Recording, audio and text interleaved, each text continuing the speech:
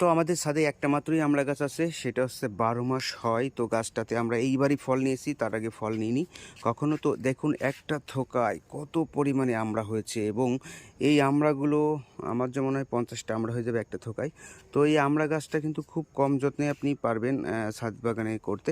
তো আমি যেটা বলবো, আপনারা ১২ মাসের যেটা হলো যে হাইব্রিড টাইপের যে গাছটা আছে সেটা নিবেন, এবং ঝাঁকড়ালো টাইপের মানে ছোটো খাটো টাইপের গাছটা নেবেন, তাহলে কিন্তু আমড়াটা ভালো পাবেন রেজাল্ট।